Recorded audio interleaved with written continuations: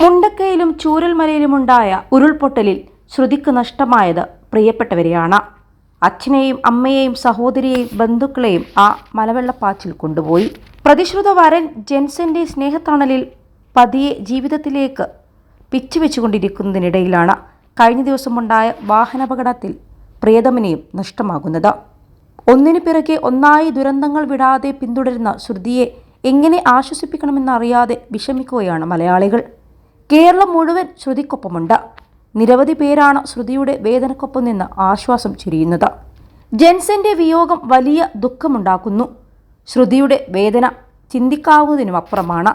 സഹനത്തിന് അപാരമായൊരു ശക്തി ലഭിക്കട്ടെ ശ്രുതിക്കും ജെൻസന്റെ പ്രിയപ്പെട്ടവർക്കും. മമ്മൂട്ടി ഫേസ്ബുക്കിൽ ഇങ്ങനെയാണ് കുറിച്ചത്. കാലത്തിന്റെ അവസാനം വരെ പ്രിയപ്പെട്ട സഹോദരനെ ഓർക്കും. ജെൻസന്റെ ചിത്രം പങ്കുവെച്ചുകൊണ്ട് നടൻ ഫഹദ് ഫാസിൽ കുറിക്കുന്നുണ്ട്.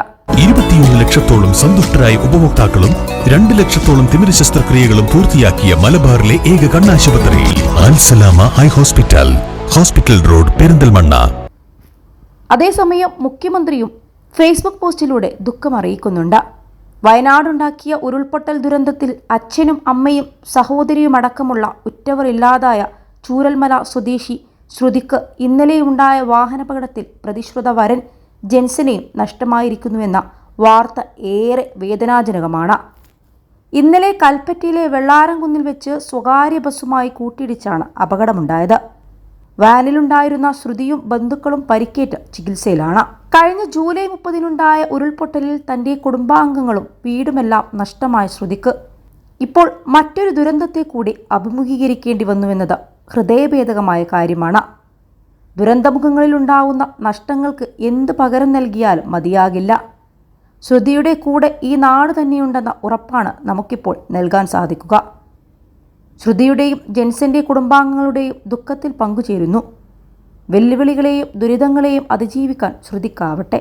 ഒരു വാക്കുകളുമില്ല പ്രിയപ്പെട്ട ശ്രുതിയെ ആശ്വസിപ്പിക്കാൻ. ഏത് പ്രതിസന്ധിയും അതിജീവിക്കാൻ ശ്രുതിക്ക് കരുത്തുണ്ടാകട്ടെ. ഒരു വിളിക്കപ്പുറം എന്ത് സഹായത്തിനും ഒരു നാട് ശ്രുതിക്കൊപ്പമുണ്ടാകും. ജെൻസിന് കണ്ണീർ പ്രണാമം. പ്രതിപക്ഷ നേതാവ് വി ടി സതീശൻ ഫേസ്ബുക്കിൽ കുറിച്ചതിങ്ങനെയാണ്. വയനാട് കൽപ്പറ്റയിലുണ്ടായ വാഹനാപകടത്തിൽ പരിക്കേറ്റ് ചികിത്സയിലിരിക്കെയാണ് പ്രാർത്ഥനകളെല്ലാം വിഫലമാക്കി ഇന്നലെ രാത്രി 8:55 ജെൻസൺ യാത്രയായത്. കൽപ്പറ്റ വെള്ളാരംകുന്നിൽ സ്വകാര്യ ബസ്സും ഒമ്നി വാനും കൂട്ടിയിടിച്ചുണ്ടായ അപകടത്തിൽ ഗുരുതര പരിക്കേറ്റ ജെൻസൺ വെന്റിലേറ്ററിന്റെ സഹായത്തോടെയാണ് ജീവൻ നിലനിർത്തിയിരുന്നത്. ഉരുൾപൊട്ടലിൽ മാതാപിതാക്കളും സഹോദരിയുമടക്കം കുടുംബത്തിലെ 9 പേർ നഷ്ടമായ ശ്രുതി ദുരന്തത്തിന്റെ ആഘാതത്തിൽ നിന്ന് മുക്തമാകുന്നതിന് മുമ്പായിരുന്നു വീണ്ടും ഒരു അപകടം. ഉരുൾപൊട്ടലിനു ശേഷം ബന്ധുവിനൊപ്പം കൽപ്പറ്റയിൽ കഴിയുന്ന ശ്രുതിയുടെ വിവാഹം ഈ മാസം നടത്താനിരിക്കെയായിരുന്നു വരന്റെ അപ്രതീക്ഷിത വിയോഗവും.